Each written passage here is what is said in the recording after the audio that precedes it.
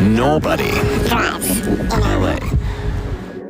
As I'm recording this, it's Thursday night, and I'm standing at the San Fernando Fletcher bus stop, waiting for the 94, after going to a jam at a warehouse where I packed up my little drum sample pad and played some music with my friends from Sustainability. Any musicians who may be listening, you sure as hell can do drums on transit. Wow! This time, we talked to Cozi Orlen, who is one of my local improv heroes. I have had the pleasure of performing with Cozi and sitting in on many of his shows. He has this warm and welcoming presence, demeanor, abounding wit. We have a shared love of math rock. And, most importantly, Cozi is car-free. He's been organizing comedy shows and sketch shows and improv shows for well over a decade. And that's not super common in the comedy community. And I was really stoked to get him in to talk about his experience as a performer and a show organizer. We recorded this episode during during the fires. And so you'll hear a couple points where we get pretty loud time to evacuate alerts on our phones that were later rescinded. It was just a test. I wanted to leave those in to honor the fires and to honor the people who had a really rough time in the fires. So often when we have these traumatic events, our gut instinct is to just forget about it.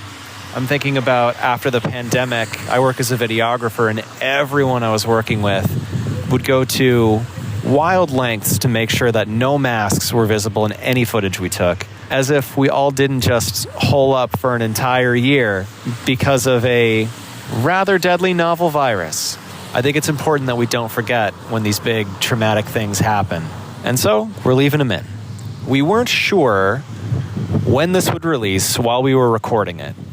So, Cozi offered up a litany of shows he's hosting towards the end of the episode, most of which have already happened.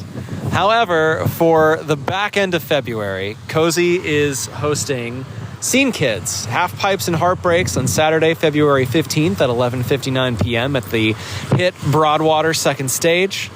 Crash This Party's 12th annual musical Valentine's show on Monday, February 17th at 7 p.m. at the Clubhouse main stage. It's all musical comedy.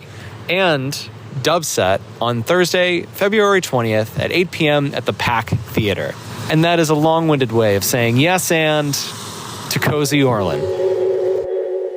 This is a kind of a strange episode time. We're recording this on day 3 of the Palisades and LA wildfires, so it's very much a strange time. The room we're recording at in the Pio Pico Library smells a little smoky. I don't know how that's going to color our discussion today, but we usually begin with a little. I don't know, Eric. You go. You go. How I got here today? Well, it's already going to color our discussion because, as I often do when I come to the Koreatown Library, I took the 92 to the D line, but I was originally planning on riding my bike just so that I could have a different story of getting here.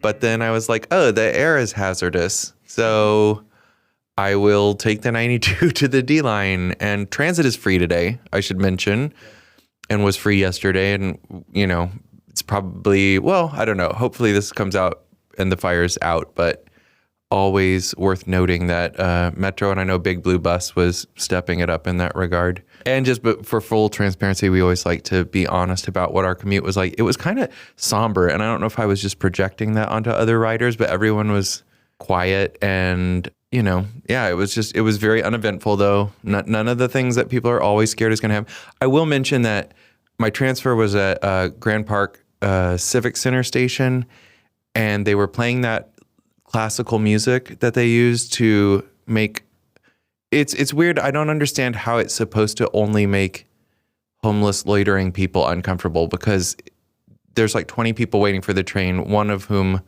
appears to be homeless, and I'm like, so this horrible music, and it's also not that horrible. It's so easy to ignore. So I'm just like, what? Why are we playing music in certain stations? It makes me mad. It's like it's like hostile architecture, but oral like architecture. Anyway, sonic architecture, maybe that's a better word. Anyway. So my commute today, I did the E line to the D line. However, this is my, I think, third time on the train today. Outside of this podcast, I have like the best worst luck on the planet.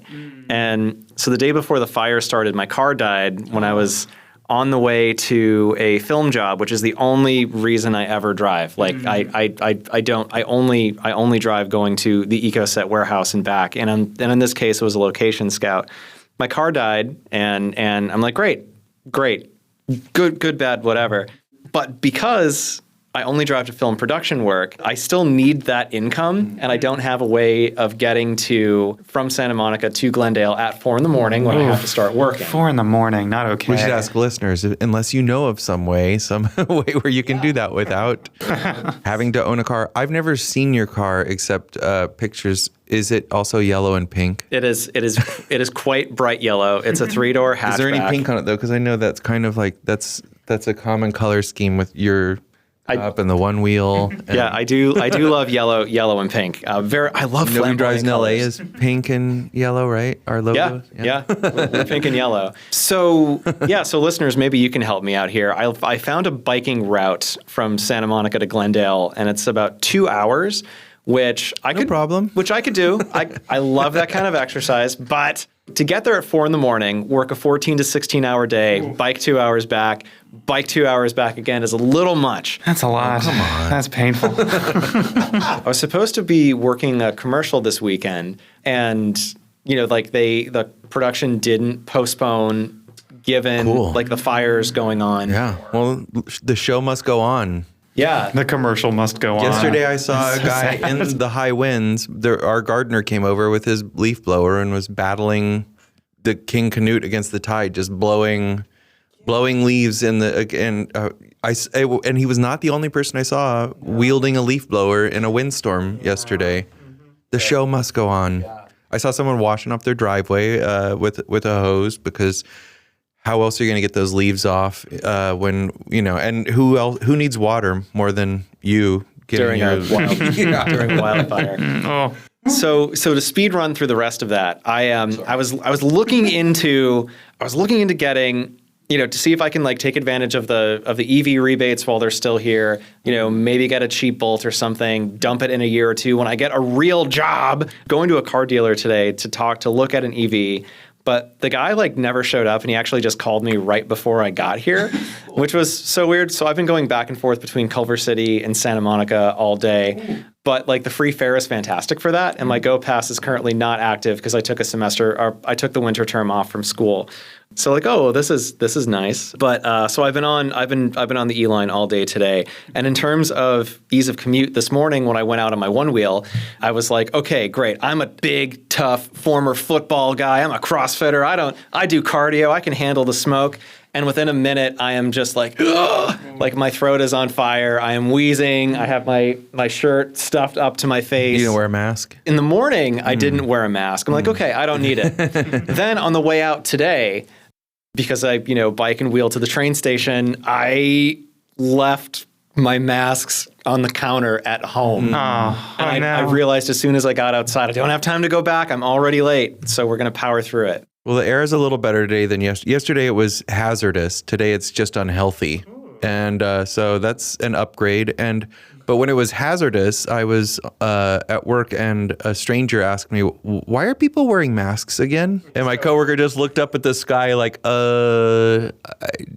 don't know. What do you think? So if it's been downgraded from hazardous to unhealthy, what is normal LA? I would say in winter, it's often unhealthy for sensitive groups, which is bad enough to make me feel a little under the weather, but especially in winter, just because the cold weather makes everything kind of sink. And so I don't know, winter seems like the air should be cleaner. I mean, winter seems like we should also not be having wildfires, but this is the driest winter since 1964, I believe. Oh, wow. Yeah, it doesn't surprise We me. have had no substantial rain since May of they missed 2024. out. So, and it's not normally wildfire season in January, but it's normally, the air is not great in winter anyway, usually because of cars, and because then the air just sinks down and sits in the basin and doesn't move anywhere. So you may have heard a mysterious third voice today, and today we are joined by Cozi Orlen, who is an absolute an anti-wildfire of a human. Thank you.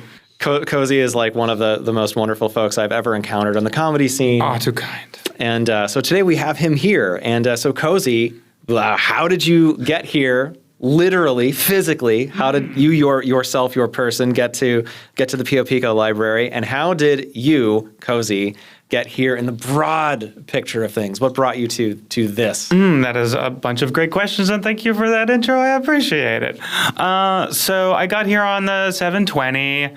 Always nice to hit a Classic rapid. bus. Yeah, I live on Wilshire, and I live in a very good spot for transit. So I'm just like very central, very Miracle Mile, and so yeah, it's beautiful. And so I'm always like, great, I'll take the 720 or the 20, whatever gets me there faster. It's a little bit of a longer walk to the 720, but not enough to care. And I just like zoned out. This is the first time that I've come to this stretch, but I've seen it a lot, and it looked so pretty and green. So it's a really nice opportunity to check it out and be like, oh, it is really pretty and green. we should mention did we say we're at the Pio Pico? Yep. Okay. They are redoing replacing the parking lot with a park. Out front right now. That's why there's all that construction. I believe they might be undergrounding the parking because people will still be like, how can I get there? That's it's great. That's right where next to the that's Wilshire where it should be. No, exactly. Stick it where the sun don't shine. It's fine if you put your car there. I don't care. But I mean, it's hugely expensive to build underground parking. But hey, it's not coming out of my wallet. So if you want to put your car down there below a park, that's better than putting it at a surface parking lot. Is how I feel. Oh, definitely on board for that. Agreed.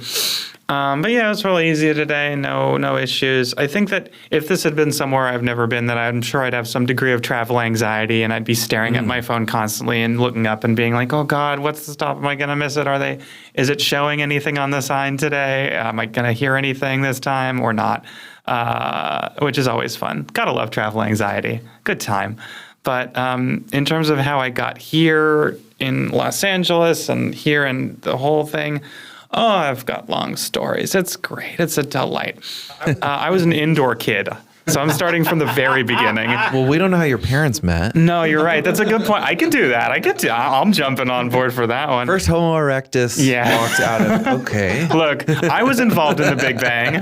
I was involved somewhere in the Big How far back Bang. do we want to go? Yeah, I'm on board. I'll take it. Yeah, hippie parents, honestly. But here's the thing. I am going to bring up some parent stuff. It's going to be fun. Just a little bit. Because everyone's stuff is informed by their stuff. But yeah, I was a hardcore TV indoor kid. I had no interest in exploring anything in Tucson, Arizona, where I'm from. Not just because it was hot, but because who cares? It's boring. It's boring to be outside. That was how my kid brain did it. I would much rather watch Comedy Central before I was old enough to be doing that and understand half the jokes. And that was fun. And everyone was getting their permits and their licenses, and I was getting. I have no good segue for that except getting less interested in it. And in high school, my girlfriend had her permit at 13 or 14, and I did not get my license until I was 23 or 24 because I did not care even slightly about that. But before that, my mother's sister, my aunt died in a car accident before I was born, and that affected my mom's feelings towards driving. She did a lot less. She did not like left turns. It was an effect. It had a big effect on her, and I think to some extent that had an effect on me too. To some degree, it wasn't as much fear, but I'm sure there's some just fear an awareness that you're not. Because most young people, which is why it's crazy to me that 14-year-olds can get a permit because you barely have a sense of the difference between pretend and reality at that age, and then you think that you're indestructible. I mean, I don't know. Yeah. That you put whatever in your body that people sell you, and you assume that it's what they say it is or whatever. Monster energy drink. Yeah, salami and Cheetos all day long for life. Like, that's a good diet plan.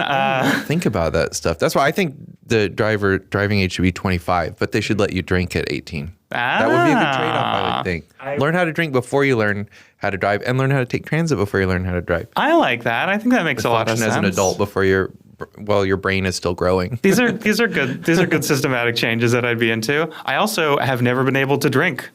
Because I was born with an arteriovenous malformation, a squirrel's nest of blood vessels in my brain that caused seizures starting at age 14.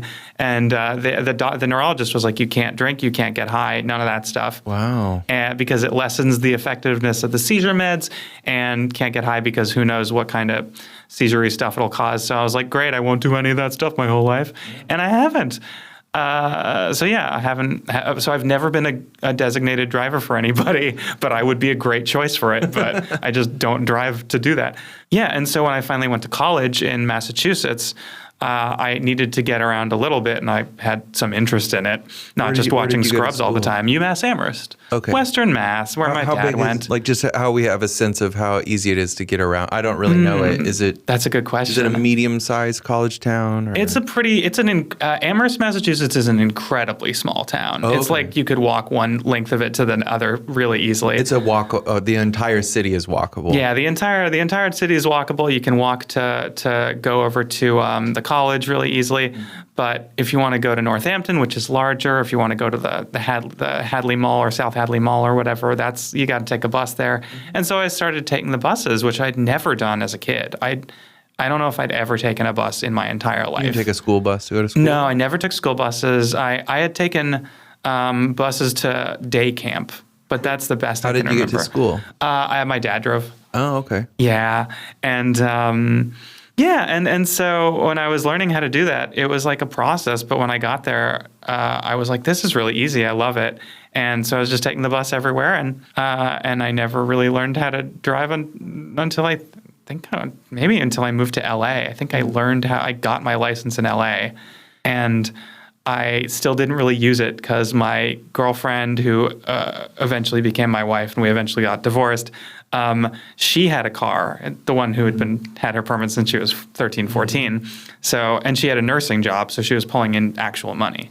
And I couldn't find a job for 3 years out here when I first moved here. So I was like, yeah, you deserve to be using that. I do not.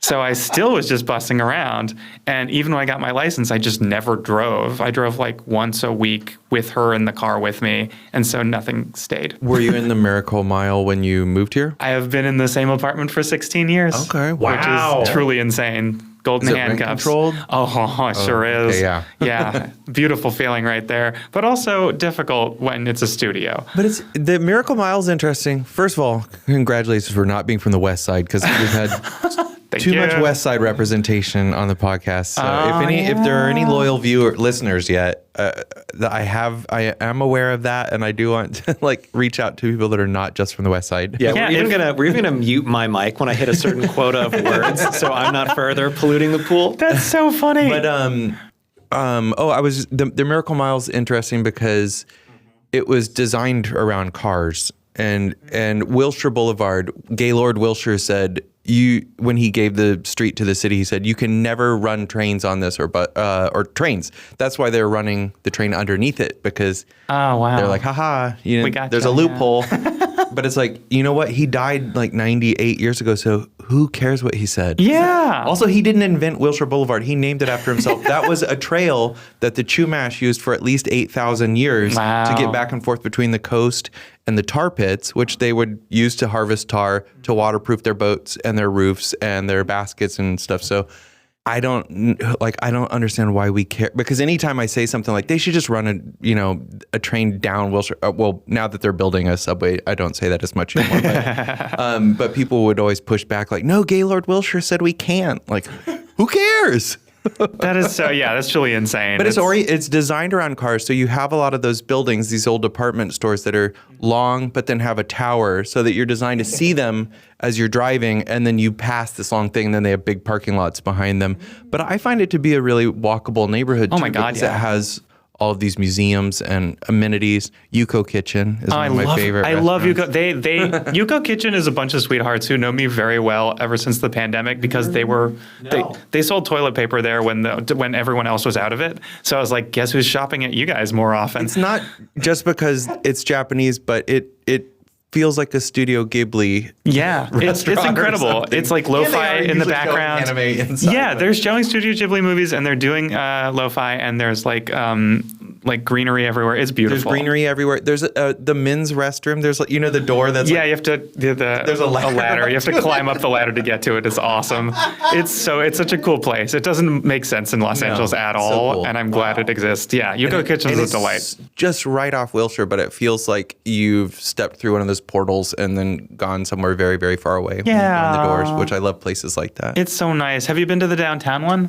I have, yes. How is it? I've never been. I don't know if it's still there. I thought that one might have closed. Wouldn't be surprised. Yeah. It was nice. It didn't have the same vibe as it was a bigger space, if I recall correctly, but I think at one point they might have had 3 locations, but I don't know. I wouldn't be surprised. Yeah. Yeah, it's cool. It's nice. It's such a nice place for food over there, and there's always new restaurants springing up, and I'm like, good. That's the only thing that is acceptable to me. When a place disappears, the answer is either Spirit Halloween or a restaurant, and I'm very happy with a restaurant. I'm rooting for it every time. A Rite Aid closed near me, and I'm like, it better be a restaurant. That's all I Not want. a Spirit Halloween. Never. The Rite Aid no. on Wilshire closed? Uh-huh. Yeah, it was a bummer because that was convenient for me. But Walgreens is still there. But anyway, yeah, super walkable neighborhood, great for public transportation.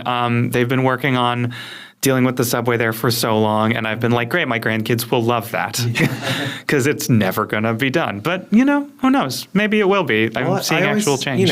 It's supposed to be, that's the one that they called the subway to the sea, but I feel like with climate change, it might be the sea comes to the subway first. Ooh, So yeah. Water level might rise to meet the train, and then we're like, hey, we got the subway to the sea. Nature did it for It's us. gone a little faster than we thought it was going to be. I was talking to someone on a dating app who said that she was several feet below me working on the subway. And I was like, thank you. That's really, it was really cool. It didn't end up going anywhere, but it was really nice to be like putting a face to someone helping me out in the future.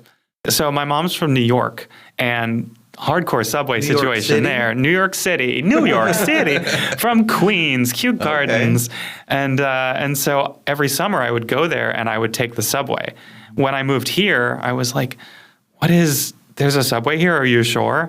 And I looked at it. I finally tried it out. I was like, you guys are using the honor system. That's already weird. What year did you move here? I moved here 16 years ago, so 2008. Okay. Yeah, and I was to do the math. No one should have to do math. As a comedy person, no one should do math. These are my hard and fast rules. But I'm also the treasurer for all my comedy things. We'll talk about that later. But yeah, I went down and I looked at the honor system situation, and I looked around and I was like, it's too clean. It's post-apocalyptically clean. No one is here. There's no piss smell. This is not really a subway. And now it feels better. I feel like they got their subway more legit. It feels more right. It's grimier. There's a patina. Yeah, I love that. It makes me really happy. And there's like weird, interesting art design and stuff. I love it. I love the subway until 10 p.m. when I don't love the subway. Yeah. And then people hold the doors open and they chase kids with backpacks. And I'm like, that will change. We can talk about that later, but you will not be able to hold the doors open on the new trains. Really? That's fascinating. Okay. I come from the future with news about the subway trains. I feel like that's a good thing, but also can't decide what is better at being able to leave or not leave in those situations. But yeah, one of the things that I love about the subways versus the buses, and I'm getting ahead of myself, obviously. Well, what I love most about buses versus subways is that on the subway, you can sleep, but you have to watch out because things are going to get dangerous. But when you are on the bus at 1 a.m, you can sleep and no one's going to with you because it's so like we're all agreed. We're all here to sleep and we're all not here to mess with each other. Yeah. It's true anytime. And so I'm always like, the buses are safe because you can sleep on them. We're all in the same hoodie. And this is something I always bring up too because, there's a stigma against buses, especially for white people. Oh, sure. People are like, oh, I don't want to take the bus. I'll take the train. And it's like, you are confused about, I don't know, your priorities are weird. Yeah, there's a lack of understanding at the very least. Yeah, because especially if you want if you're just using the bus as a shelter or a train, you're going to use the longest train line. Yeah. Because you could be on the A line for like 3 hours or something. And a bus line, it might be 45 minutes or whatever. And people are going to, I don't know. It's like what you think the bus is like, that's the train. And what you think the train is like, that's the bus. I think that's a really good way of putting it. But yeah, anyway, my whole thing from moving here. So I didn't have a job for 3 years out here, but I did have an unpaid job out here for 3 years. When I was the managing editor of an online hip hop magazine, and there was a point where they had an office. Wait, what was it called? It was called RapPagesMagazine.com. It used to be owned by Larry Flint, and it was pretty popular out here. And then it got put online and was owned by a model she's a great hype woman, but did not pay people. So, are you a hip hop fan? I used to be. Okay. I was for middle school when I was breakdancing, and I loved all that stuff. I watched so much BET. Hip hop scene. Okay. There's a version of me that can talk about it. I'm down. Mostly, I'm a punk guy now, and have been since I sort of switched over. I was interviewed for a documentary about No Limit, and then they didn't include me in any of the footage. I don't think. I think that's fair. I'm going to go ahead and say I get it. I told them on the phone. I was like, first of all, I'm not going to pretend that I was there. I hate interviews where people are like, and then Mystical walked into the room and he was like, what are you doing? See murder? And like, you were not there. But that's how like crime documentaries are. It's always like the talking head talking about a crime that, like the Black Dahlia. It's like, you were not alive. Yeah, exactly. And I hate that. And I was like, I'm not going to do that. And I was like, and you do know I'm white, right? Yeah. Like, that's definitely why I was very but I love like New Orleans hip hop. Yeah. Just No Limit's probably my least favorite label from New Orleans. That's fair. Yeah. I mean, God, it's been so long. Cash Money. Cash Money was fun. Cash Money had a lot of good stuff. Oh, man. I mean, Lil Wayne. Fresh. Was Lil Wayne on Cash Money? Wayne. Yeah. BG. Oh, yeah, Kirk. BG. Birdman? Birdman. Yeah. Oh, my God. It's bringing me back in the weirdest way. Strange and fascinating. My friend from college in Scranton did for his college radio show, he did only underground Louisiana rappers, sure. which he referred to as the Louisiana Pit. And he did it for like 4 years after he graduated too. Just like very I love that. underground Louisiana people. Frankie the Lucky Dog, I think about you daily. Oh. I was actually planning on, after school, I was planning on moving to either New Orleans or Seattle. And I had no interest in Los Angeles. And then I had friends that lived in New Orleans, and it was just a little bit hairy for them. So Fair enough. and yeah, one was in prison last I checked. So I was like, it's kind of rough, kind of a grind. And then Seattle, I went to for a few days and got really depressed really quickly. Sure, that'll happen. Even though I like the weather, I like the aesthetics of it, but I found out that I actually need some sunshine sometimes. So. Yeah. And then Los Angeles was also not at all the city I thought it was going to be. It was not Florida 2.0. So I was like, oh, this place is actually appealing. Just the tourist board does this weird thing where they tell you to go to the Walk of Fame and all the worst stuff. Yeah, it's true. It's so much more than we're told it is. And it's like a weird jigsaw puzzle. All the stuff they tell you to see is all the stuff that is the least interest. It's like, you should go check out Rodeo Drive and... Yeah. How about no? Well, Rodeo was, I just did the last... Critical Mass, and that went down Rodeo, which is pretty wild. Yeah, that's a choice. They had the whole thing was lit up, though I think the lights from the Critical Mass bikes, and this was around Christmas time, put the city of Beverly Hills to shame, the bike lights from whatever they were doing.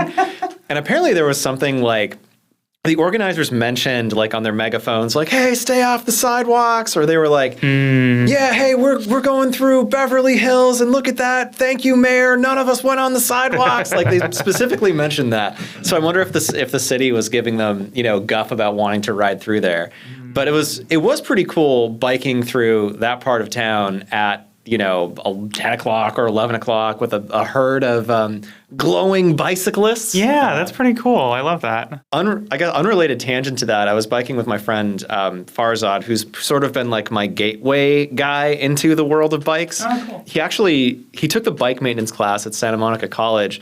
He built my wife a bike like as part of his coursework, like, "Kat, you can come to the bike rides with us now."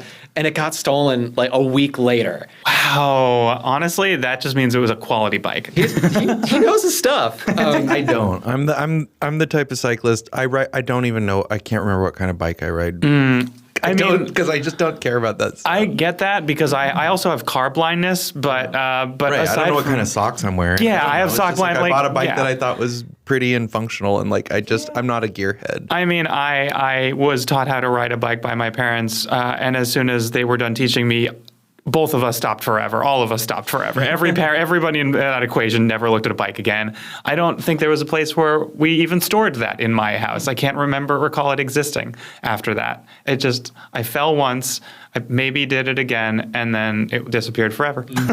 See, mine has a name. It's called cream soda, but I don't know what type of bike it is. That's a step, I know it was made in Taiwan, and its name is cream soda. That's and those pretty are cool. the important things. Those are important things.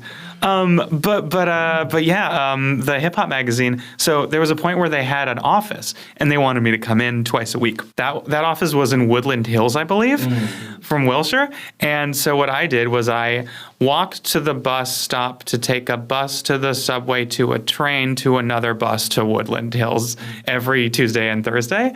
And That's easy. Yeah, it was a whole thing. I went to a lot of places, and that tends to be the case for me.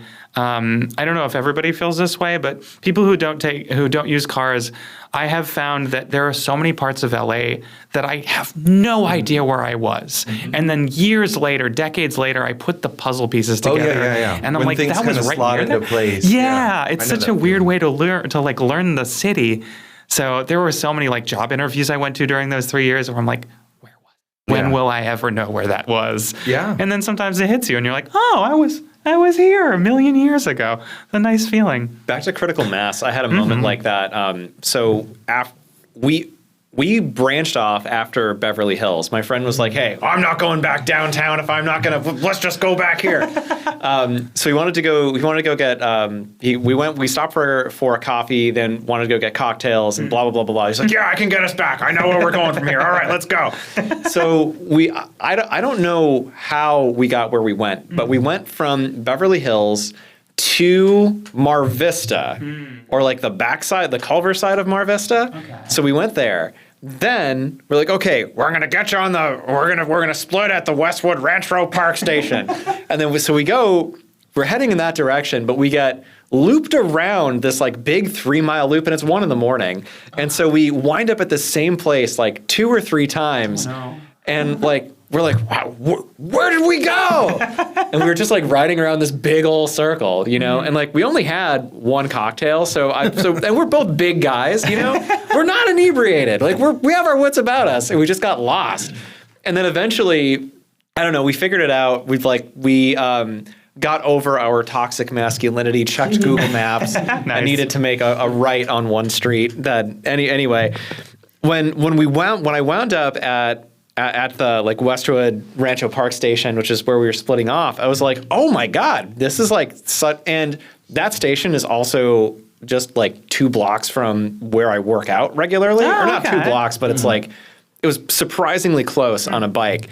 And so my mental map of the city of LA, just like, if you're looking at a video game and you have like all the gray foggy areas, it was like the clouds started just blowing away. Like, that's so cool. I wish life worked that way on some level. I really do. And then like the idea that I could bike from K-Town to Beverly Hills to Santa Monica to Culver City to Mar Vista, like in the span of, I don't know, like an hour and a half. Like, whoa. It does have a way of shrinking things too. Right. Like when sorry, my throat's the air is bad today. Oh, weird. Weird. I'm so shocked. I don't understand where that's coming from. No, but I wrote for KCET once. I wrote about walking from South Central back to Silver Lake, and it was just because the weather was nice, and I was just too restless to wait for the bus, so I kept walking along the bus route and until I got all the way home. And I love doing that. It actually was, it was like it's a long walk, but it was like, oh, I walked it, and all I did was stop. I remember I stopped for like coconut water at some tiendita at one point, but it was like so doable. And then one of the people that commented was like, "You're trying to make it seem like you did this epic walk and blah blah," but that's not even really that far. And I was like, no, my whole point was things are spread out, but they're actually closer than you think a lot of times. Yeah, they missed the point on that one. I don't like that. Walking LA feels it feels too big to walk. But biking LA though feels super, super, super exciting to me right now. Cool. I love that. That makes a lot of sense. I will say it depends on the built environment, basically, the neighborhood, because, I remember walking the same distance in San Francisco as walking the same distance in a desolate industrial and suburban area do not feel like the same walk. One feels so much longer than the other. And I think I spent a lot of time in San Francisco this past year, and that shifted my perspective because I used to like walking my neighborhood or walking from my neighborhood to the train. I don't love walking there and part of my problem too is that I chronically overbook myself. So, I book my schedule so tight that I don't really have any room to waste. So I think maybe if I go on a yoga retreat, escape to the mountains, breathe through one nostril, then maybe then I'll appreciate walking a little bit more. But that's a good. Yeah, but it's I want to get to where I'm going, and I can do that on bike. It's fast, it's fun. Whereas walking right now for me feels really frustrating. I am definitely the type of person who likes taking my time. It feels really good. And there was a point also where I noticed that a lot of people, myself included, were walking down blocks just for the sake of getting to the next stoplight, and then doing that they were hurrying to every stoplight, and then they wouldn't have the patience to wait for it to even change. And I was like, I want to have more patience in my life, so I'm going to make myself wait, and I'm going to enjoy this. I'm going to feel like I'm living in the moment. And it makes my life feel so much better. But yeah, that's a tough one to reconcile with overbooking. That's a tough one. I've found that a lot of times what I do is I'll cut things from my schedule or my life and be like, great, if I am going to stress doing the shower, I'm not going to be doing the shower this time, or I'm not going to do the thing this time. Movie's going to be tomorrow instead or whatever. I'm glad that this weekend, best worst luck on the planet, right? So this commercial I was supposed to be working on, right after the dude that I was supposed to talk to about maybe buying a car. I'm not certain that I want to anyway, but after that dude didn't show, and I hope they're all right. I think they're all right. I think he said he was out of town. But right after that, I got a text message hey, the commercial postponed. And yesterday they're saying, it's full steam ahead. We've got multiple jobs this weekend, full steam ahead. Wow. One of them postponed. I think the other one's going on, but I wasn't working that, right? Meanwhile, on top of all of this, I'm also leaving to go do a videography job back in Pennsylvania with my yoga friends from my hometown, who also, speaking of that, the person who designed our logo is involved with this as well. So shout outs to Emily.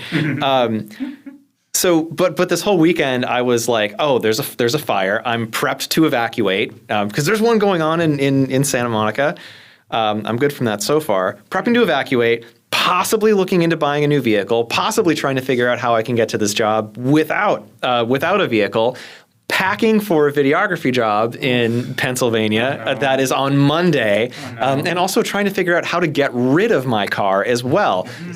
All at the same time. That's too many things. Well, no. And the universe took two of them away from me. That is a beautiful feeling. That's that feeling of being like, you canceling plans tonight? Oh, that's terrible news. I hate that. I'm sleeping already.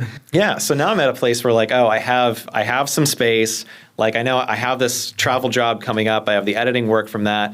So I have space that I don't need to panic about getting myself to production work for a little bit. And this leaves me time to maybe look for new job stuff or maybe look for new modes of getting around or, whatever. I'm like, okay, best, worst luck, thing cancels. Now I have space. This might be this is good. Yeah. Oh my God. Yeah. Well, good. I love space. Space is a beautiful thing. Let's see. I feel like, I don't know. Oh, so just to totally randomly jump around to other things, I'm still mentally in my journey of all this stuff. There's a way to do it. After I got a job finally after the 3 years of no paying job, that awesome. All right. A little bit of an alert. All right. Love a good alert.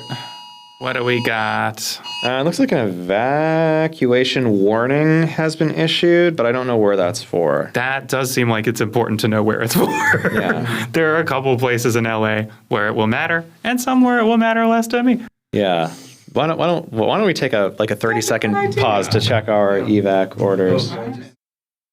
My cat actually climbed into my go bag, so I'm like, all right, you just stay there, and then Cute. That's so convenient. And this our cat or her cat loves a box right now, so it's just a box situation. Very convenient. Maybe we'll find a go box. That's how you get cats on maybe board. We'll put some money in there under the cat or something.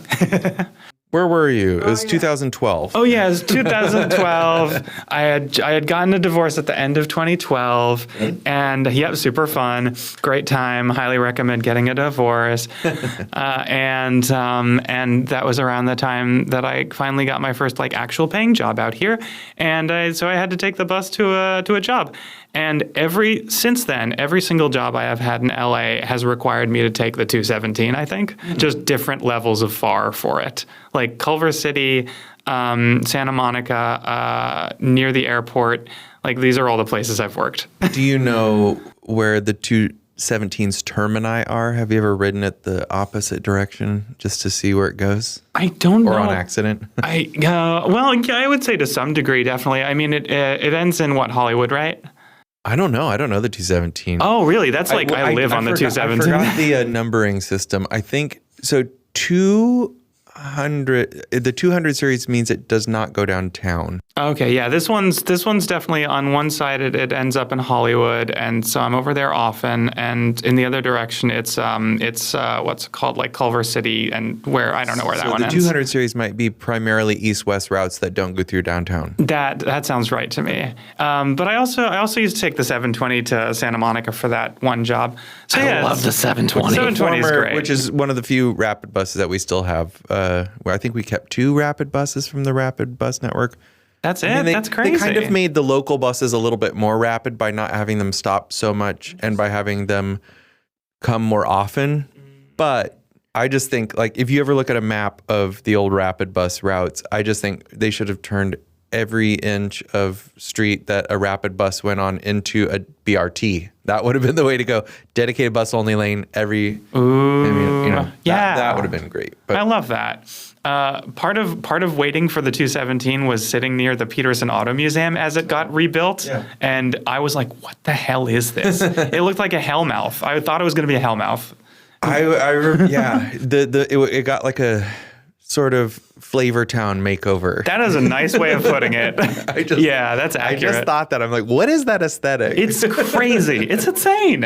And I don't care about cars, so I'm never going to go inside that place. I have actually gone inside, and I love it. And I think that a car museum, that's where cars belong. Nice. I love that. They're having a lowrider show right now. I thought about going to that the other day because, I love cars back when they didn't all look like deformed gray marshmallows. Yeah, it's a specific look. I like the way they have. look. Yeah, I wouldn't want to be hit by a car from the 50s, but they're so cool with all their fake unnecessary jet age stuff. Very retrofuturism. Yeah, it's crazy. I love it.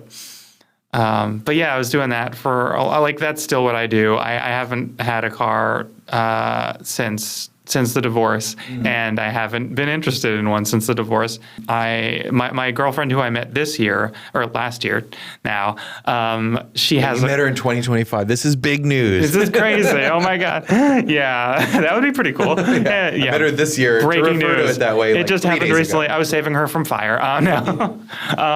But grim joke. But I like dark humor. I met her last year, and she has a car, so that is helpful for me in various ways. But she also has multiple chronic illnesses, and because of fibromyalgia, her energy level is a lot lower. So whenever she's like, I have to drive half an hour in LA, I'm like, that's actually pretty normal. But she's like, that's actually really horrible. I can't do that. So I'm still not using it a ton. And I haven't driven it ever because, I haven't driven a car in so long. I would not know how to do that. That would be dangerous and bad. We do. We do acknowledge, despite the name of the podcast, cars are sometimes necessary and sometimes helpful, and that if they are necessary for you, it's not a failing, a personal failing. The city it's a failure from the city and the county and the society that we live in. That's how I feel every time if I have to use a car, unless I'm going on like a road trip or something. Yeah. I feel so annoyed. I just found out, actually, I don't think I mentioned this when with our last episode, but if I did, we'll take it out. But one of the things that was almost impossible for me to do without a car was to get to my Los Angeles Mycological Society meetings, since they moved from Exposition Park, the Natural History Museum, to the outer reaches of Glendale in the Crescenta Valley side. And I was like, how am I supposed to get there? But now there's a bus that runs up there. So now I will be attending meetings again and getting my money's worth. I love that. I mean, I feel like I assume this is true for everybody, but I have like a radius. Like I have had a radius forever. And there's something very freeing about having a radius. There's a number of transfers too. And this is like one transfer. I'm like, okay, I can do that. Yeah, I think for me, I'm like, if I have to take 3 buses or 3 forms, that's too many. If it's over an hour, if we're getting into hour and a half territory, that is also too much. And that's when I'm like, I'm good, thanks. We had a guest, one of our first guests was Maylin too, who her ultimate goal is to have the most kinds of transit in one journey. I'll have to tell her about working at the Rat magazine. So I told her about going all the way to Catalina, so it involved like ferries and golf carts and buses and trains. That's pretty incredible. I would do that one day and then never again, but I would do that one day. I should have taken a bike, because it is, we also talked with Michael Schneider about how it's fun to go somewhere and have your bike with you. So like take Amtrak somewhere and then you're like, oh yeah, I'm going with my bike. Yeah, you have like a bike locker somewhere or whatever. Yeah, no, I love the idea of like taking a bus to the zoo and then taking a tortoise somewhere. These are good moves. But I guess I should probably talk about comedy. Yeah, I feel like that's probably a thing. Let's talk about comedy. Let's just mix it up. Talk about fire and comedy. Fire just back and and comedy. forth. I love it. I mean, listeners, if you can't tell, we're very ungrounded today. Yes. Yeah, well, that's a good thing. That's fair. I got my journey in there. I feel like I covered all my journey stuff. I like a wandering journey, and sometimes we have guests that keep us on track, but it's never the hosts that. It's okay. I have a podcast where I'm the same way. Like the host who was the most keep on tracky left, and so I had to become that host. Oh God! And now we kind of trade off on it. I think it's kind of the trouble of having 2 improvisers in the room. That's so much of what you do is just yes and. Yep. We're going to wander over there. Yeah, we'll follow that. Yeah, that's a shiny object. Okay. Yeah, my improv journey is a whole different story. God. But I started improv when I was 9, doing summer play programs and stuff and watching Who's Line. And I've always loved it. And since my dad worked at the U of A, he was like, he was, connected to the college. And so when they had improv workshops for the improv teams there, they were like, can my son go do this instead with them? And they were like, yeah. So I was doing improv with college students. Yeah, exactly. It was mean of us to do that. Like what else were we going to get? And can he get paid? Yes. Whoops. Oh no. Bad news. Yeah. Except yes and. Yeah. Where's the money's just coming from a different place at that point. Oh God. But yeah, those are fun days. And in college, I auditioned for the short form improv team 8 times and never got a call back. And so I started my own sketch team during that and made them do improv, of course. And so I had a sketch team called Don't Make a Scene in college. And it wasn't the school's sketch team. That was Sketch 22, which I did not know existed. And weirdly enough, we were the literary ones, and they were the drama ones. Wow. So we got dark and they got oversexed. I feel like that makes sense, right? It all adds up. We were Edgar Allan Poe. They were everyone in theater school. But and so I did that for 4 years or 5 years. I think I did the sketch team and did an open improv workshop the whole time, and eventually ended up leading that. And then moved out, and that whole time when I was growing up, I was also going to UCB in New York during the summers, and I loved that. Went with my grandma, and so I was like, "This is a thing I want to do forever." And UCB is out here, so as soon as I got out here, I started taking the classes and having fun there. And IO West was a thing before that went away. There's so many theaters have gone away. That's the only time I've ever been to improv was at IO West. Amazing. Oh, R.I.P. Andy Richter was hosting. Andy Richter, yeah. Was that their Armando show probably? I think so, yeah. That feels sounds, right. That sounds right, yeah. Yeah, I was on 3 sketch teams there, but never any improv. And I got on a house team in Westwood, so that was the first time I had to take the bus to Westwood. But when I was doing sketch, I had to bring a lot of props with me on the bus. And that was the most fun thing, is bringing full scythes on the bus with me and being like, this is cool, right? Everyone's cool with me having a plastic scythe on the bus. So yeah, it's just like bringing a backpack full of stuff, writing on like a little piece of paper the running order on the bus, watching for potholes, and trying to not feel weird when you're dressed like death. This might sound like too hack of a question, but I'm going to ask it anyway. Does having improv skill help with navigating, improvising on the transit routes? Oh, I love that. I think that's a great really one. Do, sometimes you get off on the wrong for it. stop and you're like, oh, or you miss a connection. You're like, okay, improvise. Yeah, what am I going to do now? Learning to be okay with losing is definitely related there. I'll say, like, there's a connection I can see. Yeah, I mean, because and in all seriousness, I think part of the reason people don't take mass transit more is because that will ruin their day. If they're like, okay, I take this bus to this, and then it's like, oh, you didn't make that connection. And then it's like, does not compute. Yeah. I can't do this ever again. Their brain fully explodes, and they don't know how to take one bus back the other direction for one stop and then keep going or whatever. Or it takes a while. Or just start scary. a new route on transit app and then be like, oh, here's this other way I could go. Yeah, I mean, but so many people, I still have such a, my mental picture of it is still without the apps in a lot of ways, even though I use them religiously. Like, I think so many people don't even think of apps or realize that that's an option. So to them, they're like, I have to figure out a piece of paper on the bus? No, I could never. And I think it's scary too, because at the bus stops, there are almost never route maps, and there are, I can't think of any, maybe some of the 720 stops have system maps, but it's not obvious where you're going to a lot of people. And that's part of the, it's really hard. That's part of the anxiety is this bus coming? That's why people keep stepping out into the street, like it will speed it up somehow. Yeah, like, exactly. Walk out of the center lane and okay, I still don't see it. Yeah, and there's so many versions of Is It Coming too, where it's like it's coming on the app, but it's not coming in real life. It's a ghost bus or whatever. Yeah. How many ghost buses have you ever had? I've had so many fucking ghost buses. Like, transit's such a, like, I use the transit app, and when it goes gray, that's a ghost bus for me. And I'm like, who knows if that's going to be real or not? And sometimes it absolutely isn't, but it shows up a couple minutes later. And sometimes it fully never does. It's annoying, but I've probably had 6 ghost buses since I've been car free for like 14 years. So not a lot. It's still annoying when it happens. But I did have one once where I was like, oh, this bus isn't showing up. It says it got here and that it left 2 minutes ago and that I wasn't on board.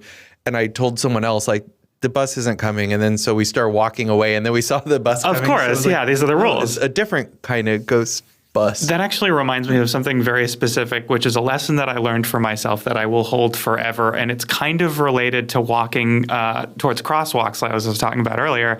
It's this thing of patience. And what I realized is the rule is that if you run for a bus, you will never catch it. But another bus will always come. And your life has to be that way too. Another bus will always come. And nothing can hurt that bad. It's the real stuff. I love it so much. It could come sooner. Yeah, it could come. It could, but that's impatience. You can't. Yeah, no. It's so funny. Like, that's how I operate in my life. Is that another bus will always come. So why be sad about one thing happening? Because the next thing will happen. Like, why even care about getting a wrong meal? Like, well, I think for a lot of people, it would just be like, I need to be at work at this time, and if this bus doesn't come now, I will be late. And then I might be like 45 minutes late, which is. But that's step one of it. Right. And the next step is that when you are late, a lot of people are like, thank God you're even here. Yeah. Well, and I mean, I had lemons when I drove that broke down, and sometimes you're late when you drive too. You get flat tires or whatever things happen. But I guess it feels like you're in control more still. Yeah.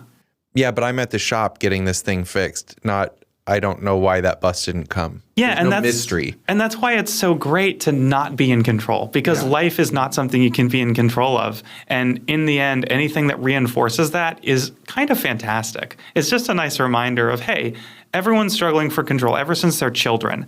And except people are so willing to do autonomous cars. They're like, oh, that'll be fun. Yeah, I don't know if you've seen the video. There was recently a video of a guy who's trying to catch an airplane, and his what are the new ones that you see? Waymo? Yeah, Waymos and stuff. It was just like circling around in a tight little circle, just doing donuts. And he was like on the phone with the support, like, "Hi, I don't know why." And he's like, "Why is this happening? I have an airplane to catch."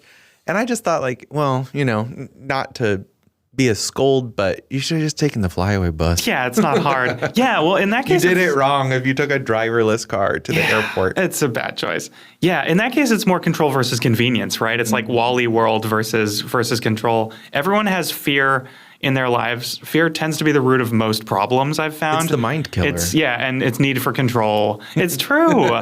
And a lot of people will give up that fear for the sake of convenience because everyone wants their lives to be easier. And I get both sides of that. Like, it feels really good sleeping on a bus and not having to worry about dealing with traffic. I think you're the first person that I've heard on this show or off talking about how much they like sleeping on the bus.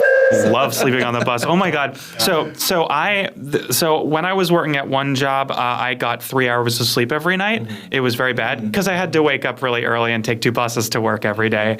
And then I slept in the desk chair for a half hour before the work started. And then I went to bed at 3 a.m. because, like, I'm very, very slowly getting to, I do a lot of comedy shows. And so I got 3 hours of sleep every night for 7 years, which is not enough. It's definitely not enough. It turned me, like, first it was hard, and then I became a zombie, and it wasn't hard anymore. And that's probably worse because it was probably stripping years off of the end of my life. But I learned how. Years. Yeah, it's true. Like, who cares about those? That's a good perspective, and I like it. So I was sleeping on the bus there every time. I'd sleep on one bus, then the next bus. I'd get a little bit each, and on the way home, same thing. And I developed a sense of turning where you feel the turns, and that's how you keep track. And you can oversleep occasionally. Even though you're asleep, kind of like, okay, I'm 2 stops away. Yep. Like, time to wake up. Yeah, absolutely. I developed That's an interesting a weird sense. internal clock. Yeah. I love it. And it almost always worked. And it was the best. And it helped me not only learn how to sleep at home more, because like a lot of smart people, like we're all smart people, and everyone in comedy, a lot of people in comedy are smart kids in improv. Stand-up, who knows? Yeah. Oh, well, we'll talk. God, I was once close enough to him at a Tucson show that he could have just punched me in the face. Like, that's how close I was in the front Or you row. could have punched him in the face. Yeah, I could have helped some people out later in life. But yeah, like smart people tend to overthink things and end up with insomnia a lot of the times. And one thing that helped me deal with insomnia, along with a lot of other things, was just pure lack of having the opportunity to sleep ever and just running on 3 hours. I was like, I need these 3 hours. That also helped me deal with plane anxiety, like flying, where I was like, I have learned how to sleep before the plane takes off. Like, I get into that seat, I'm gone for the entire hour it takes to get to Tucson. You sleep through takeoff. Yeah, I sleep through takeoff. I sleep immediately, and I don't wake up until I wake up and there's a ginger ale in my hand, and I'm like, this is nice. And I'm like, that's who was sitting next to me. I mean, there's a lot of male privilege in getting to sleep on any form of transportation, to be honest. But I am lucky to have been able to do that, and now I can just be out like a light in buses and subways and anywhere. But don't sleep on the subway after 10 p.m.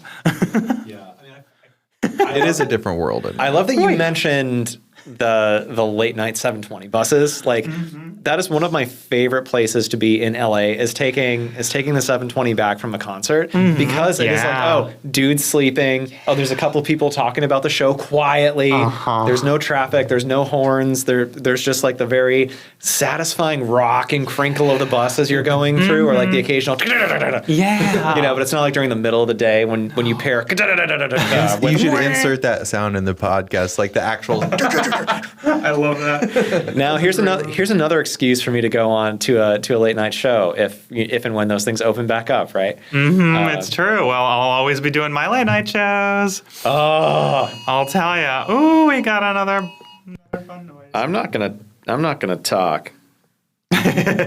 Oh, okay. So I don't know if I'm gonna disregard last. Yeah, I don't know if I'm gonna leave That this is so into great. the edit. That's beautiful. I love it. Disregard. Those are so funny to me. Disregard. What a great warning. Disregard the last warning. That's so funny to me. God, I love that shit. Oh my Calm God. down. Chill. So good. Yeah, but I feel Chill like now. I feel like when I I don't know if like my brain is just effective or defective, but I find that sometimes I'll be places, but a place like an experience that just leaves a lasting impression on me, and I want to just hang out in it for a while. Or if I'm upset, I'll sometimes just like go back to it. Like the first time I went surfing, and I was just sitting past the break and just observing, and I stayed there for like an hour. And later that night, I had the feeling that I was sitting on my surfboard past the break. I can feel like the sun on my skin, which is probably sunburn creeping up. Sure. But it was like deeply relaxing. And the flip side of that has been my experience on the 720 after seeing Elephant Gym and Standards. Just like, oh man, quiet the conversation. This is a place I could like put as a screensaver on my laptop. Oh my God, I love that so much. And just have in the background. Oh, Standards. That's great. Math Rock. We're gonna have to talk about Math Rock more. These are the rules for anyone who doesn't know. Have you talked about Math Rock on this podcast yet? It's come up. You've mentioned That it. makes me so happy. What a delight. It's such a the genre name is such a barrier to entry. Yeah. I think that's fair to say. Yeah. But that also reminds me, that whole thing reminds me of that feeling when you're sleeping on the bus in the sunshine and it's the warmest and nicest type of sleep ever. Yeah. God, I love that. I miss that. I haven't done that in a while and I really miss it. Nice feeling. But yeah, it's really fun to talk about like the philosophy attached to travel and transit. Like I could talk about that stuff forever. It's fascinating. Well, I'm also just curious about just the logistics of going to different venues because I do think that a lot of people, and I can be totally wrong, but my sense is that most people that take transit in Los Angeles are taking it to and from the same place all the time. They're taking it to and from work, or they're taking it to and from the market, or whatever. I hope so. I don't think most people are like, how do I get here? This place in, Torrance or whatever, like totally new ride. Then, and then next I'm going to Woodland Hills or. Yeah. Well, I think stand-ups must have a much tougher time than when they take the bus than improvisers, because improvisers there's only so many venues. Stand-ups, it's just every hole in the wall and nightmares, and they'll go to like the farthest away places possible to like do a terrible set for people who will yell at them. So there's a fairly limited number of improv places. I would say so. Oh yeah, improv. It's limited to the number of improv theaters for the most part, with occasional weird little straggler venues. And LA is pretty like handfully when it comes to that, and they don't really talk as much as they used to each other. But yeah, like I've had long running shows at like IO West and the Pack Theater and the Clubhouse. Where's the Pack Theater and where's the Clubhouse? So the Pack Theater is actually now next to the Clubhouse, which it didn't used to be the case. It's really helpful. It's blowing people's minds, to be honest. But the Clubhouse is in Silver Lake, or Los Feliz, I guess is a better way of putting it. Los Feliz. What's the cross? Yeah, it's Sunset, Vermont. Sunset, Vermont. Okay. That's right near Kaiser Permanente. Okay. And so I always take the red line. I take the bus and then I take the red line and then I'm there, and it's really fast and easy. It's like an hour-long trip. Everything takes an hour for me, no matter where I go. And I not only am okay with that, but I love it. But I bet if I had a car before that, I would be going insane. I would hate that. I'm going to disagree. Oh, so I like this. My travel time, my ideal travel time for any place in LA is about an hour. Yeah. I plan for it to take me about that long. Absolutely. Whether I was driving someplace, whether I'm transiting someplace. The best drive that I have is when I'm doing an early morning production, 4 a.m., and it takes me about 25 minutes, Santa Monica to Glendale. It's a freaking nightmare. I absolutely hate it.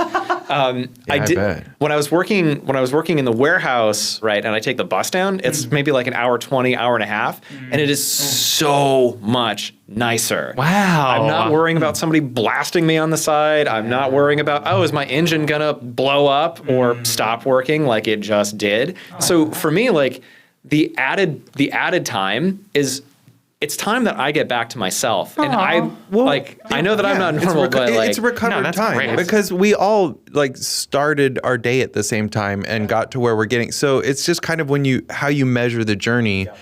And sitting behind a wheel and driving is way more time sucking to me than taking the bus to the train today. I had to look.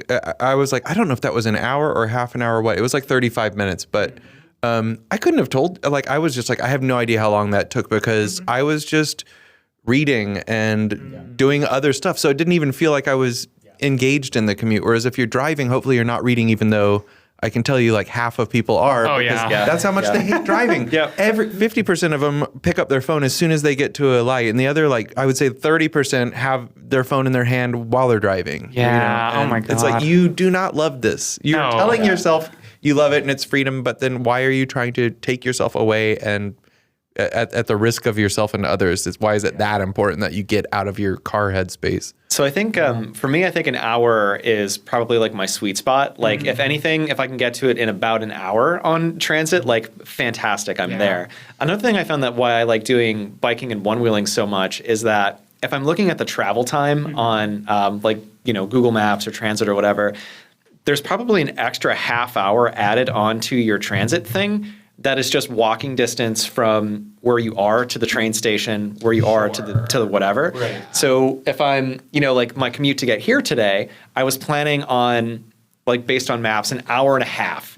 But 30 minutes of that was walking from my house to the train station and then walking from the second train station to here. So you did it on a one wheel, so Right. it actually wasn't an hour and a half. Yeah, so I can do my apartment to the train station in 4 minutes, depending on how what crosswalks I hit. And so that's like, man, I'm there. Yeah, it's a beautiful thing, and it's nice to be able to gauge it well too. Yeah. Like I'm glad things are that consistent, because then I don't miss movies. I consistently take 5 minutes less on a walk, and it doesn't matter if the GPS says it's going to be a 10-minute walk or an hour walk. It's like I'm going to be there 5 minutes before it says, which I don't know why that's the case. But I feel like it should adjust. At this point, it should be like, you know what? We're following you all the time. We're tracking every movement you make and your location. Why do we not have a sense of how fast you walk? Right. Yeah, that's fair. Well, at least it's consistently off. Yeah. I do love that degree of consistency. That's a So good feeling. if I'm looking at something and I'm like, because I don't know. I mean, I will do insanely long walks. I've walked 20 miles in Los Angeles before. But usually I feel like if something says, I don't know what my cutoff is. If it says like 25 minutes, I might be like, I'll just ride my bike. But whatever it is, I have to subtract 5 minutes. And then it's like, if it's actually just going to be a 20-minute walk, it depends. I don't know. I still might ride my bike. It also depends on what the facilities are like there or what the walk's like, honestly. If it's a pleasant walk, then I might just walk. Yeah, it makes a big difference. Like there have been times where I've gone downtown to see art-related things and have forgotten the fact that the bus doesn't take me to that part. Instead, it takes me right next to Skid Row, and I have to walk through Skid Row, and I hate myself while walking through Skid Row and try and not make eye contact with people who are having really hard lives in Skid Row. And then I get to the other end, and I'm like, Cozi, why do you always do this? But the alternative is always walking much farther to get around to go through like little north, little Tokyo, and then west, and then south. Yeah, it's a lot more.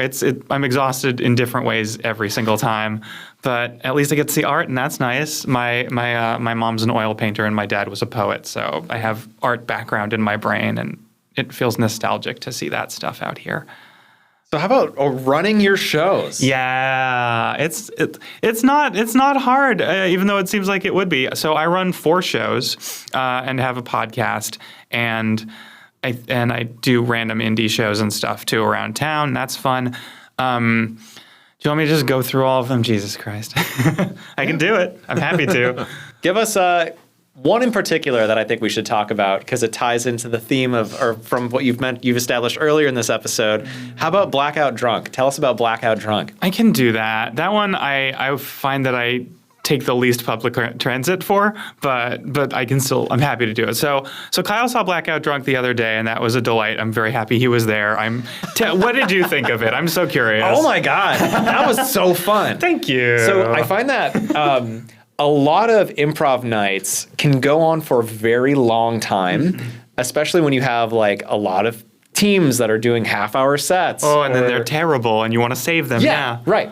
But the Blackout show is 30 teams, but they're only doing blackout scenes. So they're a long one was 2 minutes, maybe? Yeah, if even. Yeah, absolutely. And it's rapid fire. I think the odds are in your favor when you're doing a blackout scene. You get a lot of different voices going up. Even if you have repeat teams, maybe it's 2 people from a 5-person team, And then, and Cozi, to his credit too, running stand-up improvised routine in between. There were props. Yeah, it's a whole thing. So yeah, that whole thing is so I've been doing this show called Blackout Drunk for over 5 years. The 5-year anniversary was supposed to happen, but instead the pandemic did, and I was like, cool, have a good one, and canceled 3 shows that in a row. It was terrible, but yeah, 5 years, and it came out of a conversation with someone who ran a sketch open mic at IO West. 2 people. It was me and Andy Booley, I think, and Kim Mulligan and Jay Koval, and we were all in the IO West bar, and we were joking around about like sketch open mics and stuff, and me and possibly one other person, I don't know who said it first, but whatever, said it would be really fun to have an all blackout sketches open mic. Now, a blackout sketch is a very, very fast sketch. It's set up punchline blackout, basically. It's a page or less, minute or less. A lot of people who write sketch and perform do not know what it is and have never heard of it. Keegan-Michael Key, I always say Keegan-Michael Key, it's terrible. Keegan-Michael Key, I'm sure he would find that incredible or annoying. He was talking on a podcast once and explained them in such a concise and beautiful way, and I have it written down. It's basically setting up expectations and then subverting them, and then lights out. A lot of puns, a lot of guns, a lot of dirty stuff, a lot of surprises, and yeah, a lot of puns. And so at some point I was like, oh, it'd be really funny to do an all blackout sketch show that's also a drinking show and call it Blackout Drunk. Someone should do that. And someone who's never someone else alcohol. should totally, exactly. So someone other than me should do that is what I'm really saying. And I posted it on Facebook and they were like, yeah, you should do it. And I'm like, God. And I was like, okay, if it gets like 50 likes, I'll do it or something. And then it did, and everyone was like, do it. And I was like, fine. So I've been doing that ever since. And every time people do a blackout sketch, I run up on stage and I say 1, 2, 3, blackout with the whole audience. And then they take a drink, and I do not, because I cannot drink. So we usually do 36 blackout sketches in a row, 36 drinks in a row, a lot of fun. And it's insane, and I love it. And I host 36 times in a row out of a bag of that I have bought from the 99-cent store, or it was. Now it's a little harder, but that's what I did for those 5 years. And I did not plan it. I planned maybe little bits and pieces of the ideas in the shower before it. I had like an absurd adrenaline spike whenever I was shopping for it, because I was like, this is crazy. I love this show. Usually I would step on balloons during it when people got bored or tired or just for fun to mess with them, because I am a very good person, and that is the one time where I'm a very terrible person in that show, and I'm still a sweetie. So, but yeah, that show, it's all sketches, and I just yell at people the whole time and treat it like a one-person show pretty much. And sometimes I crack myself up. I'm usually like the darkest jokes come out of me during that show. Like, Kyle, you seeing me do that show is me at my most pure. So you have seen the most pure version of me now. And anyone who's seen that show has. Everybody else, not quite so much. Yeah, I loved it. Thank you. I had nuts. I love things that are fast, snappy. Like my favorite piece of visual media is probably the anime Fooly Cooly. Yeah. Oh, God, it's so good. It's so good. I mean, that's like 20 years ago, but for also, me, that's like one of the newest animes I've seen. Probably. I mean, if you've seen Fooly Cooly, you can stop after. Well, maybe do JoJo's Bizarre Adventure and Fooly Cooly, but you're good. But here's the thing: good. Do you want to do Fooly Cooly and then later do Fooly Cooly, because they just keep coming out? They have so many versions of them. You can classic. Just do classic. Classic's the best. Classic's the best. I was kind of cool with the other ones, but they didn't. They looked cool. Yeah, they looked cool, but they didn't have that feeling of, we know something's going on and we're not going to tell you, but we're also just with you and there's nothing going on. Yeah, right. Like, that's fascinating to me. But yeah, that show, I always pack the house because, again, it's 36 teams and they only get a minute, so they're like cool with that. If it were improv, they would be angry, and they should be. No one should do a minute of improv. It's terrible. There was a show like that called The Local, and people were like, I never want to play that show again because they brought like 10 people and then they got to play for 2 minutes. It was terrible, but for a sketch, it actually works. All my other shows, I don't pack them, but I get who I get. So, Cozi, how about another one of your shows that I really love the format of is Scene Kids, where you have a musical, you have like a music act. It's a genre-based deconstruction show. You tell us about it. Sure, I would love to. So I run a show called Scene Kids Punk House Party, and the team is called Scene Kids. We've almost been around for 10 years now, I think, pretty close. And for a long time in my life, I've loved punk music a lot and emo and all that stuff. And I've always loved improv. And I was always upset because I feel like I never knew a lot of punk fans, but I knew a lot of improvisers. So I was like, there's got to be some. And around the same time I was feeling that way, another guy was feeling that way, and we started a group together, and someone else too, and then a couple other people, and then we had a team called Scene Kids, and our whole deal was that we dressed like we were from Hot Topic, and all of our scene transitions were moshing to music. Truly insane. It's so dumb on purpose. What a delight. And I put together all the playlists because I'm a crazy perfectionist, or I used to be, and I still have a little bit of that in me. And that feeling of control, the need for control, I'm like, oh, but it's also a good form of artistic expression. I'm like, I want to program this show. And people are nice and they let me, because improvisers, while incredibly wonderful people in a lot of ways, do not want to put a lot of work in. They're like, I'll come here and do comedy, and that's it. I don't want to write anything. I don't want to memorize. Yeah, that's exactly why I like improv so much, Yeah. because it is like my tendency, especially as an editor and as a perfectionist, is to like, yes, go at it. And improv was so freeing for me to just let go of all of it. It's going to be a steaming pile of dookie, and you're going to be okay with it. Yeah, letting go. It's the hardest and the best thing in life. What are some of the punk bands that are on the playlist? Ooh, it depends on the show. So we have a different theme every show, and I would say that I tend to lean towards 90s or later. Okay. Yeah, I don't go earlier than that because it wasn't my time. Okay. I started listening to punk around like MXPX and like pop punk and stuff. The songs were a mix. I think a lot of the songs at that time were "Let's All Get Drunk," or I am sad because I have a crush and it's not getting responded to. There were nothing political. Yeah. So that's when I started. No songs about transit. No. Yeah, there are, absolutely. Okay. I mean, there's a song, I love a lot of songs about sleeping on the bus or sleeping on the train. The Moms did a song about sleeping on the train that I really like. I could put together a transit playlist really easy. Yeah, let's do it. I might have to make that happen. I'll see if I can send you one. That would be really fun. I would love to do that. Because I'm more old school, and so I can just think of Down in the Tube Station at Midnight by The Jam. Oh, hell yeah. I don't know. I can't think of a lot of other punk songs that have transit themes, but yeah, I would love to do that. I love putting together playlists. That would be fun. But yeah, it's a lot of new stuff too, because I love all the new even though most people don't have time. They're like, I don't have time to keep up. Or they love everything from like high school, and that's what their playlist is forever in their life. And that's okay. There's nothing wrong with that. But I love finding weird stuff that nobody's heard about and trying it out. But anyway, the format of that show is we have one 10-minute improv set with guests, and sometimes we get a suggestion of like something from someone's diary that they had when they were like in high school. They like read their diary or their Zanga or their live journal. It's so stupid. And we also have 4 or 5-minute variety acts of any kind: stand-up, sketch, characters, storytelling, etc. Stories about getting your nose broken in a pit, always fun, or like stand-up related to like ska bands. It's always great. And we also have a band. A different band every time. They play one song at the top and 2 at the end. It's very similar to SNL or the Chris Gethard show. That's cool. Yeah, I love it. I've been doing it for so long, and I really love it.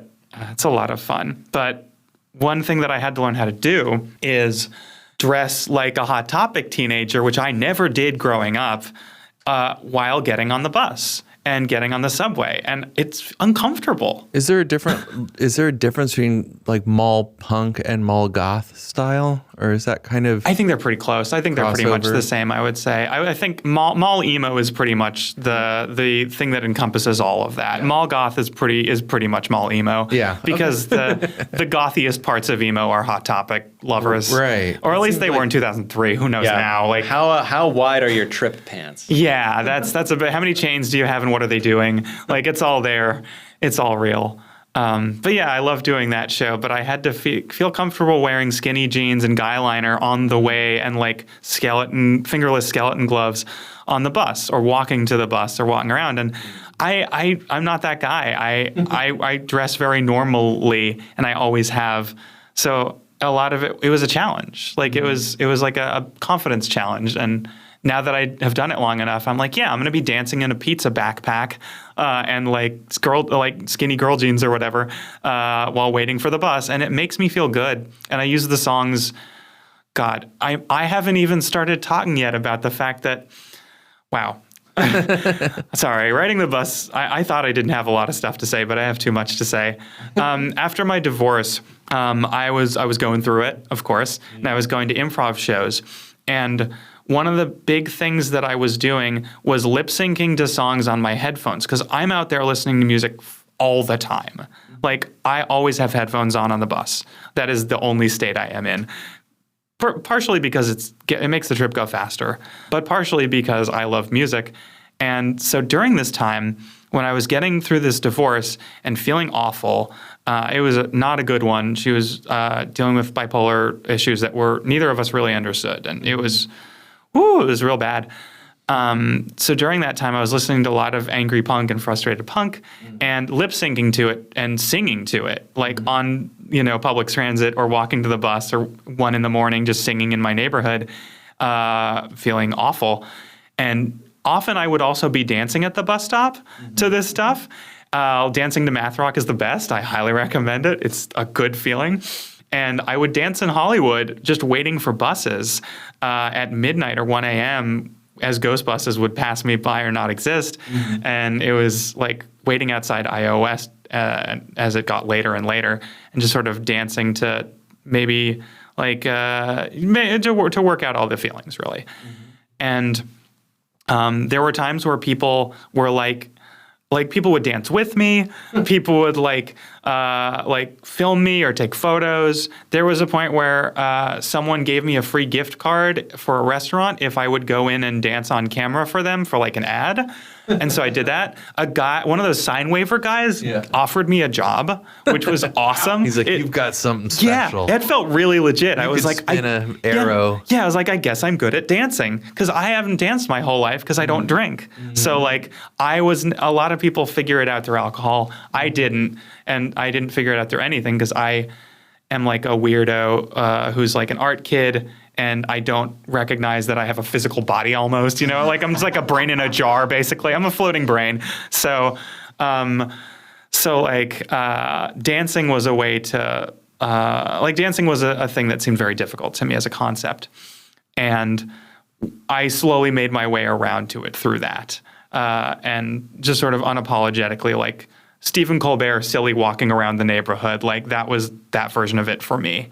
And yeah, eventually I stopped dancing as much as I would have liked to, and that makes me a little sad because it was really fun. It was a really good time, and I got a lot of compliments, and that was nice, and people waving from cars, and yeah, dancing related to transit, that's a big thing. I do have a dancing transit story once. It wasn't me. I got on to, I should tell you about the new subway trains, by the way, if we have time. But I got on a train once, and I just realized my button is undone. I got on a train once. I thought this was part of the story. Yeah. I was like, okay. I got on a train once, and as soon as the doors closed, this guy started pole dancing on the pole, and he was singing a Stone Temple Pilots song. Oh my God, that's so cool. And, he wanted tips, and I wanted to go to a different car, but you couldn't back then. But I got to preview the new train cars a week or so ago, and they have open gangways, so you can walk from one train car to another one, which is game changing. I'm like, I feel like this is huge, and people are like, that's cool, but I'm like, no, this is big. Also, they have lateral seats, so you're facing inward, and the poles, they're not pole danceable. They have like 3 pole handles. Yeah, 3 pole handles are weird. I kind of love them. You'll have to be really special to figure out how to pole dance on that. That's like the Muni trains in San Francisco. You don't have to hold hands with people. You still can if you want. Yeah, you'll find a way. It's more secure when you do. Right. Yeah. But you can also put your arm in and just lock it with an elbow and not touch all the surfaces. But I love the inward facing. I mean, I feel like just all of my favorite I've never liked the seat layout of the current ones. I know some people that have mobility issues are not looking forward to that because there will be fewer seats slightly, but it will still be like 82 seats on a 2-trained married pair that you have as an option. And there are like the disabled seats, like they fold up against the wall and then you pull them down. Yeah, and someone said, your disabilities aren't always obvious and people won't, what if they don't give you a seat? But I also feel like in the current ones, the Italian trains that we have right now, the Bredas, I have to turn my legs sideways anyway because I'm tall. Yeah. So, and most people put their bags on the other seat or they just spread their legs, they, man spread. And, or they're people that you really don't feel comfortable sitting next to. So I feel like the amount of seats is not the amount of capacity on them as it is. Yeah. And you have to like squeeze between, and these new ones are just so much more open and brighter. They have USB charging. It's not the latest USB, but and the best part, the part that I asked about during the thing, I was like, wait, so will people be able to hold the doors open? And they said, no, there's no more ball that you pull down and then have to physically push up. Now there's a panel that you have to break or remove, pull down a handle, and then a camera is activated and the bus driver decides, like, is this an emergency that I need to keep the train stopped for and keep the doors open for or not? And usually if it's someone like, my friend's shuffling along and they're just like, people make a point of making you wait. It makes people that have no actual status feel like big people, I think, or something. I don't know. But yeah, I'm like, that's huge that you won't be able to like hold the train up anymore. And also it will have fire suppression sprinklers. Same thing. I was like, oh no, because I have been on the train once when someone was smoking meth and I was like, I would not want all the sprinklers to go on in that instance. But again, it will allow it turn on a camera and then the driver can look down the open gangways or at the camera and say, oh no, we just need to sprinkle that person or something. Yeah. Or just tell them to get off or, but so the new trains are very cool. I got to preview the metro. Nice. That's awesome. My ride over here was the old one though. So following over another shiny thread someplace, we got to start wrapping up soon. But Cozi, I want to ask, how do you do rehearsals, show practice, team meetups, like the things that are outside of your shows? And maybe you don't do any of this because improvisers, but how do you manage that? Like going to rehearsals, finding rehearsals with your teammates, as I'm sure being one of the few car light people in the comedy circle, how do you navigate collaborating with people who might be car brained? Yeah, I would say it depends on the context, but a lot of the times people are very nice and they're like, if he's the one guy without the car, we practice at his place. But I have a studio apartment and people practiced at my place weekly for years and years and years and years and years. And now I practice in Hollywood in an apartment. So I'm just like, great, I'm going to take the bus there. I'm going to eat early and, maybe probably get a ride home. So I often get rides from people. People are really sweet. I never really ask for them almost, but people provide them because they're nice people.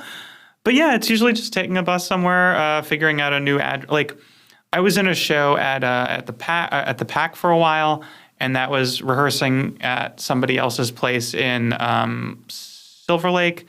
And so I was like, great, I'll just figure out how to get there. And I'll just like grab maps and I'll kind of drift over there sometimes and I'll just get into the habit of it. It's really not too bad. I feel like everything in this city is driftable to some degree if you have enough time to drift. I used to go to parties all the time because the comedy scene used to have a lot of parties before COVID and now they really don't. And I would just go to like 3 parties in a night sometimes, like on New Year's, and just be like, I have no idea where I'm going, but the Maps app is here and the Transit app is here, so I'll be fine. It's funny because that makes me think like in a way, the fact that so many people, like the vast majority of people are so car dependent kind of works out in your favor because it's not cheating to get a ride home. I'm not one of those people that posts online like, hey, is anyone driving to this thing? Can I get a ride with you? I'm not one of those people. I haven't been one of those people for a very, very long time, but like I went to a birthday party the other day, my neighbor's birthday, and they were getting a ride home. We live literally next door to each other in the building, so I wasn't going to be like out of my car-free principles. I am not accepting a ride. It's like, no, you have 4 seats in your car and you're driving to my building and you're insisting that I like, please come with me. Like someone's going to be going your way usually if there's a big if there's a big group. I alluded to this earlier, but me having to fight a lot of my like, tough guy. I used to football. I'm a CrossFitter kind of tendencies. I feel like that a lot with like about driving, not liking driving, having a car, and not up until 2 days ago, having a car. But I feel like sometimes my inner monologue goes, oh, you should be driving. You should be asking people to drive. And my friend Alex, who introduced us in Santa Monica, we live in the same neighborhood. Alex likes driving, and he's often like, oh, come back from the bar with me. We'll talk along the way, and he likes that. My inner dialogue though is like, wait, I have to like balance the scales now. I need to like I'm like, I'm a lesser person for doing this. I'm a piece of shit. Really? Oh no. It's like, but I know too that part of that is like that's a conversation for a therapist, and that is like, you know, positive character growth to work through. And it's the same thing like right now, where since I'm in this weird position where I need production income for the time being, unless I get a new job in the next month, I need that for the time being. But also I want to go car free. Well, I'm a piece of shit because I can't make it happen just yet, you know? And even going into this podcast and having this kind of conversation here, I'm like, oh, I don't think I'm car free enough. But that's why I always tell people, because we live in a system that has made it very difficult. The city has been deformed around cars, you know? Surface parking lots make it hard to walk places. Infrequent trains, or, you know, make it hard to take the train. Infrequent bus and slow buses make it hard because there aren't infrastructure for buses, because everything we're trying to do is claw back space that has been surrendered to cars, even though buses predate cars in this city, bikes predate cars in this city, horses predate cars in this city, all these things. And then but people are like, no, the streets are for cars. And if you try to take a little bit away, they're like, it's a road diet instead of a road upgrade. They say you removed lanes when in fact you converted them to some sustainable, more practical, you know, use, like bike lanes and bus lanes or sidewalks or whatever. And then, I mean, Tracy Park, whose district is on fire right now, who fought against having bike lanes and went on the news and was smirking about, like, could you imagine trying to evacuate a fire zone if there were bike lanes? It's like, yeah, because a fire truck can drive on a bike lane. Yeah. And it's okay. And if you saw those pictures of people in the Palisades who abandoned their Mercedes and Lexuses in the street because they realized that actually walking was faster than creating gridlock and then being stuck in it. And then these, you know, the firefighters were forced to try to push them out of the way with bulldozers and stuff. And it's like, you know what? If you had bike lanes, fire trucks could have driven a lot. If you had bus lanes, they could have moved out a lot more people, and at least 5 people have died. Who knows how many animals? 30,000 acres have burned. 180,000 people have evacuated. Part of that is on your hands if you are fighting against having a car-free future, because that is the biggest contributor to greenhouse gases. We are the biggest oil-producing country in the world. And all of this work has gone into making us car dependent in this society, and even really on this planet, and, you know, incentivized by making cars sexy or whatever, and it's a status symbol. I just tell people, try to make driving be the last option instead of the first one, because sometimes it will be the only option. If you have to go to a 4 a.m., you know, when I lived in Iowa and I would get off work sometimes at 3 a.m. from Hardee's and have to drive for 45 minutes and it's 40 below zero out, and there's no bus service. I'm not going to ride my bike in 40 below zero, you know. So sometimes you do have to drive because that's the world we have. I don't know. I have like my own kind of inner motto is like, while we fight for the world we want, we live in the world we have. Yeah. You have to be able to do both of those things. You can't just try to live in the world you want if it's not there. You know? You gotta put the oxygen mask on yourself first so you can help everybody else. I say it all the time. And just forgive yourself, because like we're all trying, we're doing our best. We're in a system that is against every us. time if you drive less, you are doing something at an individual level that has real impact. If you get your water refilled out at the fountain instead of buy another bottle of water, you're doing something. If you all these little things. If you eat less meat, you're doing something. It doesn't mean you have to be a vegan or never touch a car or even look at one, because it's like impure thoughts. Yeah, it's true. Jimmy Carter, rest in peace. He famously talked about having adultery in his heart, I think, in Playboy, and that was like a huge thing because they were like, so funny. "You had adultery in your heart?" No, my how times have changed. Too sexy. Not safe for work. Adultery in your heart. So we should probably wrap up pretty quick. I guess my final thoughts. Final thoughts. Yeah, final thoughts that I want to share is one, Cozi, it's good hearing about that, because two, I really want to get into a band, and I've just been reluctant to like ask people because I'm like, I know that I'm not driving to this kind of place. They got to be downtown, or they got to be like. Anyway, one of my drum teachers is downtown, so that works out well. My other drum teacher's in San Fernando, is in Reseda. That does not work so well. You play drums? I've been learning. Because that does seem like a hard instrument to not drive. I'll be honest. So one has a practice space downtown. Otherwise, I have a little electronic kit that I use in my closet, and I'm looking for. Not two bass drums. You're not Lars Ulrich, like, how am I going to get these? Yeah. I'll wear one on the front, one on the back. So all these cymbals. Yeah, I've been learning drums since like August and July, give or take a verse. Nice. So that's fairly new, but historically I'm a bass player. But that's the drums of guitars. Yeah, right. I want to learn bass. I played drums growing up. Except if you play like me, people say that I'm more of a lead guitarist who plays 4 strings, but I don't do anything the way I'm supposed to. But I recently, and maybe this is a bit of optimism for the weirdness of the world right now, but I had a really nice Christmas and New Year. Like it was a very uneventful thing. I didn't have to drive like almost at all throughout the holiday season, which was great. And which I did, and I drove once in December for a job, and that was it. Took the train down to New Year's for like the city's NYE thing at Grant Park. That was great.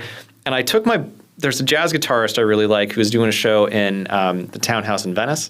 Took my bike to the show, went to this improvised jazz show, which is just like noisy trumpets and like weird kind of sounds. And I just had the feeling like, this is exactly where I need to be right now. I feel like I so rarely feel like settled and content and like, yes, this is where I'm supposed to be in this moment right now. Sure, the world's strange, but I think we'll get through it. And then, the bonkersness of this week happens, which I think all of that is just to say, like, we're muddling through it, right? Mm-hmm. We have no control. We have no control. Surrender to the bus driver. That's it. Always lose. That's what I love about improv is that you have to actually, like, not only is, like, losing's a good thing. You have to learn to lose. Yeah. That's one thing I learned from Joe Rogan's podcast. The one time I listened to it out of curiosity. Oh my God. Well, I don't think I made it through the whole 4 hours or whatever it was. A good lesson for the wrong, for an audience that needs to learn it. Yeah. We're gonna censor his name. Yeah. Good lesson, bad source. Yeah, sometimes that's okay. So Cozi, do you have any closing thoughts? Only 1,000 plugs as usual. I have 2 minutes, 1,000 plugs. Oh, I'll try. Okay. So I have no idea when this is coming out, but I've got, a ton of plugs. Let's start evergreen with my every other weekly film podcast. You Need to See This. I co-host it with Bree Jones, and the whole deal is that every episode, one of us tries to convince the other to watch a movie that they need to see. We switch off, we have guests sometimes, etc. I'm a big movie weirdo. I've never seen Indiana Jones, but I love fun, weird shit like Riddle of Fire and Double Walker. If you want to listen to that, we're on Apple Podcasts and Spotify and a lot of other places. Find us on Facebook and follow us on Instagram at You Need to See This Podcast. Live things. My party-themed variety show, Crash This Party, is turning 12 years old. Jesus Christ. Come to Crash This 12-year anniversary party on Monday, January 20th, 7 p.m., Clubhouse Main Stage. We've got improv from the legendary Convoy. I'm very happy about that. We'll also have improv from Power Strangers and The List, and of course my team, Sweet Dolly Llama. We've been going for, I think, 13 years now. No tickets needed. Just come and donate, please. It's also Scene Kids Punk House Party. That is happening on Saturday, January 18th, 11:59 p.m. at the Broadwater Second Stage. We're part of the Hit Theater. It's going to be Nicole Viela's birthday show. We'll have songs from Unpolished, Asterisk, and a sick all-lady alt-punk band. We'll also have comedy from Joan Ford, comedy from Thomas Hamilton, improv from Scene Kids with special guests Clara James Morris, Trevor Reese, Kara Myers, Caitlin Hempstead, and Rebecca Schramm, and free pizza. It'll also be the debut show of a new member of Scene Kids, Johnny Lee Berg. Again, no tickets needed, just come and donate. And Dubset is happening. Dubset's another thing I do where we do each other's voices. We just dub the whole time for half an hour. It's insane. Happening on Thursday, January 23rd, 8 p.m. at the Pack Theater. We always have a special guest from the world of voiceover. January's guest is Tony Rodriguez. He was on The Simpsons, okay, not bad, along with Tiny Toons Luniversity, the Gayest Episode Ever podcast, and more. We share the slot with Drunkards and Dragons, who do fantasy-inspired improv, so you get to see them too. That one needs a ticket. It's $5 with a service fee on the Pack Theater's website through Eventbrite or in person, and those are my plugs. Thank you. Thank you so much. Thank you. I do them at the end of every podcast of my podcast, and I'm always like, this is crazy. You need to be like the Micro Machines guy. I would love that. I feel like I'm not far. Sometimes I can pull it off. It's always fun to do. I'm still doing my Silver Lake walks. I'm doing one if the air quality is okay this Saturday. This will come out after that. But there will be 4 others. So if you want to go on a walk of Silver Lake that covers architecture, history, culture, and weird little other things, look out for that. Look out for Silver Lake walks. Also, thank you for having me. Rosie, thanks for yes-anding this conversation. That's what I do. I think like car-free arts are something that LA needs to embrace more. It's going to get more people out. Yeah, it's incredibly doable. A lot of people are intimidated. It really is doable.